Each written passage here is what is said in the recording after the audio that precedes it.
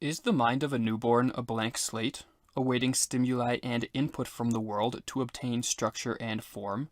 Or does it have a preformed structure which influences how we experience the world? This question has long interested psychologists and philosophers alike. Carl Jung, the 20th century psychiatrist and founder of analytical psychology, believed the latter to be the case.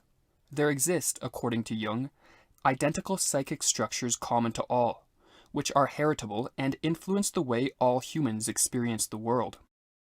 Jung called these structures archetypes, and in this video we will provide a detailed introduction to archetypes, explaining what they are, how they influence our lives, their relationship to symbols, and Jung's ideas on the connection between religious experiences and the archetypes. Carl Jung, in addition to being a practicing psychiatrist, was one of the foremost experts on the study of religious and mythological symbology.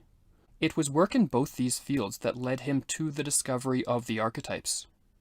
In studying the myths and religions of cultures past and present, Jung noticed that many of them shared similar patterns, themes, and symbols. This was interesting in its own right, but what further piqued Jung's curiosity was that some of these same themes and symbols arose in the dreams and fantasies of patients who suffered from schizophrenia. What could account for such similarities?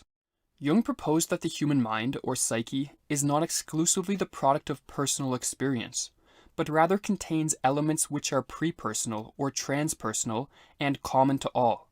These elements he called the archetypes, and he proposed that it is their influence on human thought and behavior that gives rise to the similarities between the various myths and religions. To properly understand the role of the archetypes, we must first explain Jung's conception of the psyche. Jung described the psyche as one's total personality, encompassing all one's thoughts, behaviors, feelings, and emotions. Jung divided the psyche into three major realms: consciousness, the personal unconscious, and the collective unconscious. These three realms are not closed off from one another, but constantly interact in a compensatory manner. The conscious realm is simply one's field of awareness, consisting of those psychic contents that one has knowledge of. In other words, any experience that enters one's field of awareness takes on the quality of consciousness. The conscious realm of the psyche, while extremely important in its own right, is, according to Jung, dwarfed in scope by the unconscious realm. The unconscious consists of those psychic contents which one is unaware of, and Jung divided it into two main parts: the personal unconscious and the collective unconscious. The personal unconscious, as the name suggests, is particular to each individual. It consists of events of one's life that are deemed insignificant, are forgotten, or are repressed due to their distressing nature. In addition to the personal unconscious, there is a deeper and more fundamental realm of the unconscious, which Jung called the collective unconscious. The collective unconscious consists of psychic structures or cognitive categories which are not unique to the individual, but rather shared by all, influencing our thoughts, behaviors, and the way we look at the world. In other words, the collective unconscious is home to the archetypes.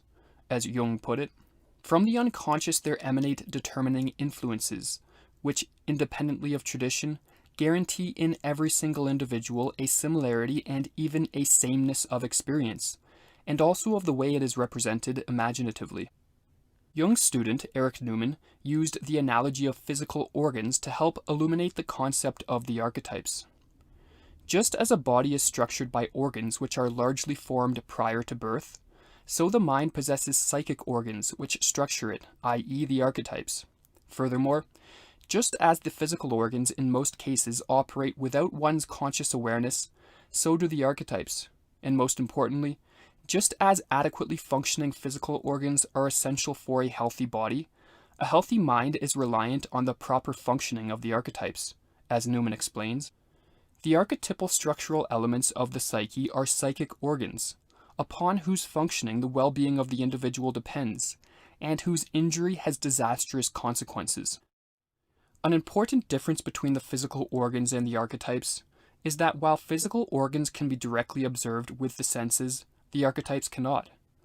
The existence of archetypes is revealed by the arrangements they produce in consciousness, namely through the manifestation of symbolic imagery. It is only through the interpretation of the symbols manifested by the archetypes that one can gain an understanding of the archetypal pattern of the human mind. Edward Edinger, in his work Ego and Archetype, provides an explanation of what a symbol is with respect to Jungian psychology by contrasting it to a sign. A sign is a token of meaning that stands for a known entity.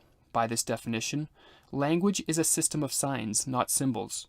A symbol, on the other hand, is an image or representation which points to something essentially unknown, a mystery. A sign communicates abstract, objective meaning, whereas a symbol conveys living, subjective meaning. While signs, by this definition, point to definite things which exist in the world, symbols do not stand for things which exist in the physical world, but rather point to the existence of unknown elements of the psyche or patterns of the unconscious, as Jung put it. Whenever we speak of symbolic contents, we move in a world of images that point to something ineffable.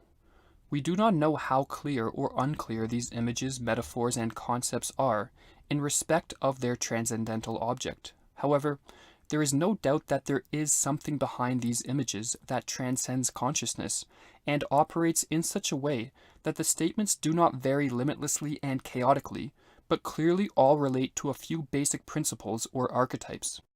It is important to point out that the archetypes do not manifest the exact same set of symbolic images for each person. Rather, the archetypes provide the structure, not the specific form, of the symbolic image. The specific form the images take differ from culture to culture and even individually. However, as Jung stated in the passage just quoted, the symbolic manifestation of the archetypes do not vary limitlessly and chaotically. Therefore, as one takes note of and reflects on the symbols as they are manifested in consciousness, knowledge of the archetypal structure of the mind can be obtained. Eric Newman describes the role of the symbol in producing knowledge of the archetypes in the following way. The form of representation peculiar to the unconscious is not that of the conscious mind. It neither attempts nor is able to seize hold of and define its objects in a series of discursive explanations, and reduce them to clarity by logical analysis. The way of the unconscious is different. Symbols gather round the thing to be explained, understood, interpreted. The act of becoming conscious consists in the concentric groupings of symbols around the object, all circumscribing and describing the unknown from many sides. Each symbol lays bare another essential side of the object to be grasped, points to another facet of meaning. Only the canon of these symbols congregating about the center in question, the coherent symbol group, can lead to an understanding of what the symbols point to and of what they are trying to express. To provide an example of the types of symbols which are manifested by the archetypes, we will look at the archetype Jung called the self. The self is the central archetype, and its role is in unifying the other archetypal structures of the psyche. According to Jung, the importance of the self archetype coincides with the fact that it is the source of many of the symbols found in religions and myths. Edward Edinger in Ego and Archetype reveals the wide array of symbols manifested by the self. The self is expressed by certain typical symbolic images called mandalas. All images that emphasize a circle with a center and usually with the additional feature of a square, cross, or some other representation of quaternity fall into this category. There are also a number of other associated themes and images that refer to the self, such themes as wholeness, totality, the union of opposites, the central generative point, the world navel, the axis of the universe, the elixir of life. All refer to the self, the central source of life energy, the fountain of our being, which is most simply described as God. Indeed, the richest sources of the phenomenological study of the self are in the innumerable representations that man has made of the deity. What is interesting to realize is that Jung believed the various representations of deities in myths and religions, both past and present, were at root symbolic manifestations of the self archetype.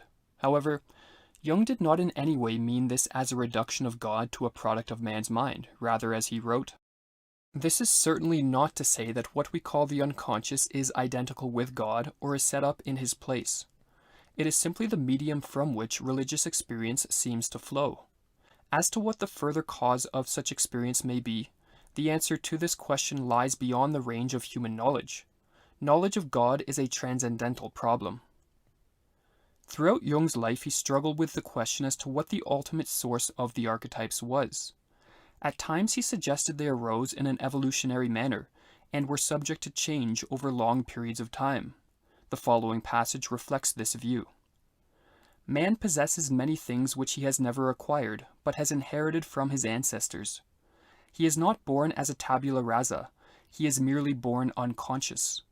But he brings with him systems that are organized and ready to function in a specifically human way, and these he owes to millions of years of human development.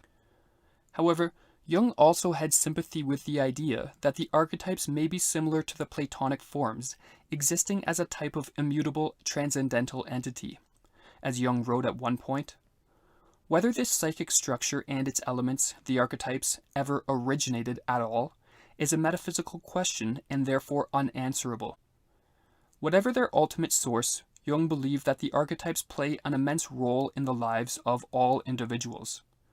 By becoming increasingly aware of the archetypal patterns through the symbols they manifest in the psyche, the individual experiences an expansion of consciousness. Such an expansion, Jung believed, was of paramount importance, for as he put it, man's task is to become conscious of the contents that press upward from the unconscious.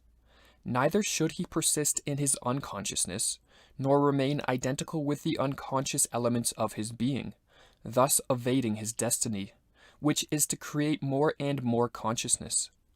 As far as we can discern, the sole purpose of human existence is to kindle a light in the darkness of mere being.